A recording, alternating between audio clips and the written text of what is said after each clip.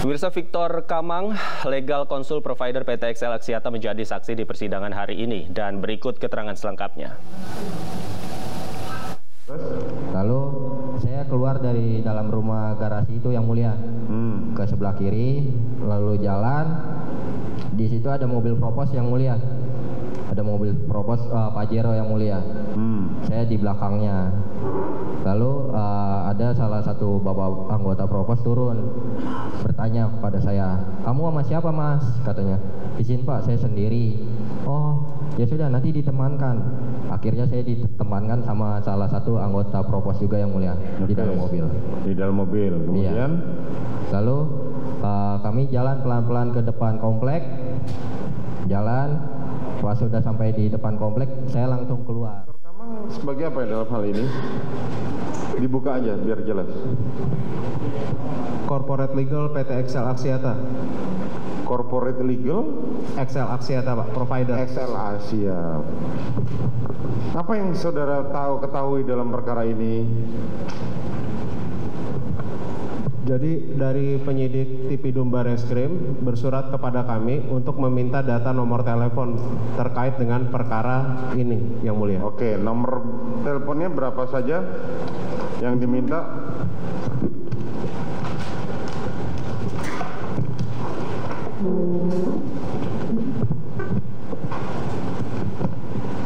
Izin yang mulia. Ya, silakan. Kami pernah mendapatkan dua surat di 2 September dan 21 September. Yang pertama di tanggal 2 September surat nomor R-653 itu meminta nomor handphone yang terdaftar atas nama Nofriansyah Yosua Huta Barat, Putri Chandrawati, Susi, Richard Eliezer Pudihang Lumiu, Ricky Rizal Wibowo dan Kuat Ma'ruf, dan nomor 087 888 258 777. Oke, itu nomor siapa yang terakhir tadi? Nah, kami mengecek yang mulia, tapi saya tidak mengetahui itu nomor siapa. Dari kami hanya keluar NIK dan NOK-nya saja, karena nomor ini nomor prabayar sesuai dengan ketentuan Kominfo yang boleh kami simpan hanya NIK dan NOK-nya saja. Oke, NIK. Terus setelah saudara cek di antara semua tadi, jadi ada nama terdakwa, ada nama terdakwa Ricky Rizal, terus Eliezer, ada Kuat Ma'ruf, Ferdi Sambo, termasuk Putri Chandrawati ya? Iya, Ferdi Sambo tidak ada yang mulia. Oh, Ferdi Sambo tidak ada? Iya. Putri Chandrawati aja? Ada. Iya. Sama korban Joshua? Iya. Terus apa yang ada yang di situ, apa yang saudara serahkan? Yang saya sampaikan bahwa yang kami bisa cek hanyalah nomor 08, kan satu-satunya di sini ada satu nomor telepon, hanya satu yang mulia. Lalu kami sampaikan bahwa menurut sistem sistem kami tidak mungkin melakukan pengecekan nomor berdasarkan query nama. Oke. Hanya berdasarkan nomor saja. Terus? Lalu hanya ada satu nomor ini kemudian saya serahkan kepada penyidik yang memintanya yang mulia. Nomor berapa? Yang 777 tadi? Iya. Itu apa? Yang saudara serahkan berbentuk apa? Berbentuk file dari email yang mulia. File dan email? Iya, karena saya capture. Jadi hasil dari sistem itu saya capture, lalu saya serahkan kepada penyidik. Apa isinya yang saudara capture itu? NIK dan NOK-nya. NIK dan NOK-nya. Iya. Selebihnya percakapan atau komunikasi ada? Ada saya serahkan juga CDR-nya. Oke. Tapi hanya satu CDR ini, karena kembali lagi waktu itu penyidik menanyakan kalau yang lain mana. Saya bilang ini hanya bisa dari nomor telepon yang mulia. Lalu CDR-nya itu saya query, saya tarik, dan saya serahkan kepada penyidik secara terenkripsi. Secara terenkripsi? Iya. Oke. Jelaskan mudahnya, nomor itu berisi ada percakapan? Saya tidak membukanya yang mulia. Saudara tidak membukanya, jadi saudara hanya menyerahkan secara utuh? Iya yang mulia. Isinya di dalam situ apa saja? Kalau isinya itu adalah CDR, call data record, dan SMS apabila ada. Oh, CDR, call data record, dan SMS. Iya. Call data record itu apakah cuma sekedar telepon saja atau termasuk media sosial? Kalau berdasarkan undang-undang yang mulia, yang kami simpan hanyalah data transaksional teleponi dasar 2G, yang artinya dia hanya telepon keluar masuk melalui telepon reguler 2G dan SMS. Sedangkan apabila pengguna menggunakan jasa layanan internet, misalnya seperti WhatsApp call, itu tidak terdeteksi di CDR. Itu ya. Gitu. Jadi saudara hanya memberikan tadi yang di ekornya adalah angka 777. 777. Kosong berapa tadi? Bisa disebutkan nomornya?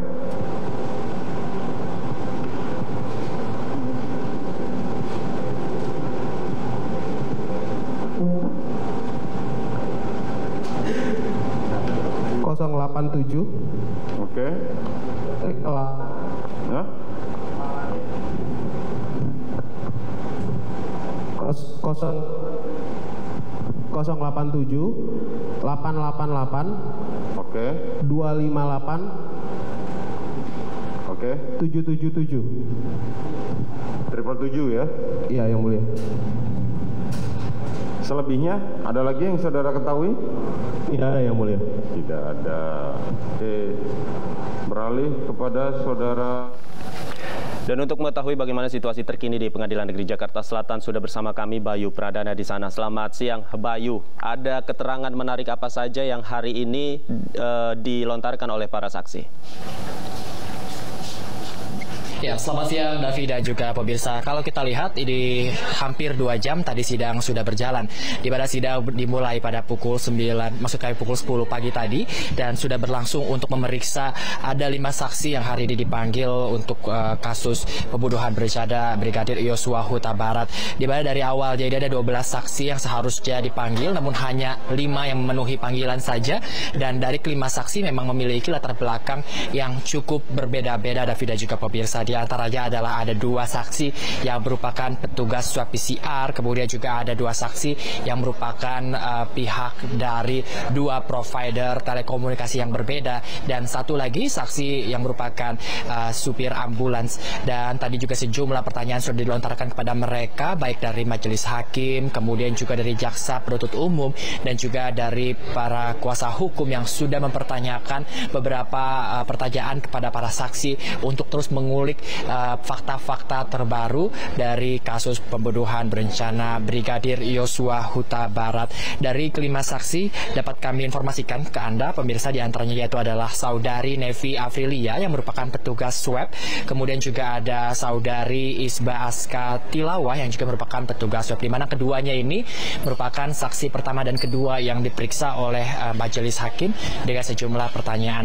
Ada yang berbeda dari saudari Nevi dan juga saudari Isba, di mana keduanya ini telah melakukan swab PCR di tanggal yang berbeda, di mana saudari Nevi ini melakukan PCR pada tanggal 8 dan saudari Isba ini melakukan PCR di tanggal 7. Begitupun dari mereka yang diperiksa ada perbedaan, di mana saudari Nevi, kalau Anda bisa lihat di layar, adalah saksi yang menggunakan kerudung warna hitam ini melakukan swab PCR kepada 4 orang, yaitu adalah Putri Chandrawati, kemudian ada saudari Susi, lalu juga Yosua Huta Barat dan juga Richard Eliezer. Sementara itu untuk saksi Isbah yang memang mengenakan kerudung berwarna biru, ini pada tanggal 7 atau tanggal sebelumnya ini melaksanakan tes swab PCR kepada Ferdi Sambo dan juga 1 orang ajudannya yaitu Daden. Dan memang tadi lebih banyak yang ditanyakan adalah saudari Nevi Afrilia yang memang memberikan keterangan telah melakukan swab PCR di Rubah Saguling.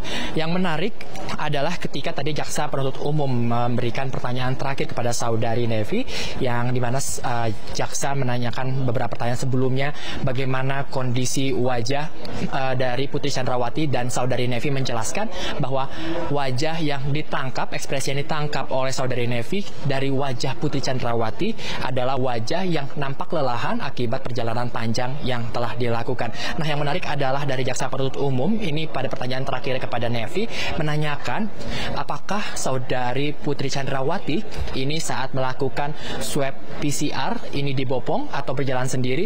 Kemudian saudari Nevi Afrilia ini menyatakan bahwa saudari Putri Chandrawati ini berjalan sendiri dengan cukup sehat. Ini yang menjadi fakta terbaru, di mana sebelumnya juga sempat ada keterangan bahwa Putri Chandrawati sempat dibopong dan juga dalam keadaan lemas. Namun berbeda pada saat pemeriksaan swab PCR, Putri Chandrawati bisa berjalan sendiri dan juga dalam keadaan sehat.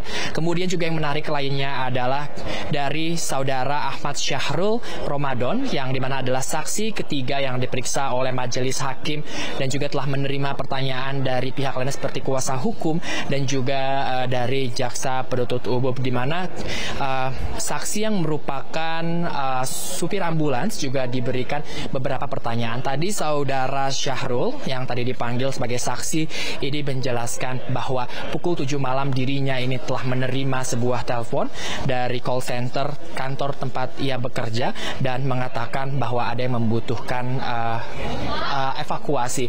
Dan juga tadi saudara Syahrul menjelaskan beberapa hal, di antara yaitu kondisi Brigadir Yosua sebagai jenazah yang dikatakan mengenakan masker yang cukup berantakan dan juga terlentang dan juga berlumuran darah. Demikian, Davi. Baik, terima kasih Bayu Pradana. Nanti kita akan update lagi informasinya bersama Anda dari sana. Selamat bertugas kembali. Pemirsa, jangan kemana-mana, breaking news masih akan kembali usai jeda berikut. Tetaplah bersama kami.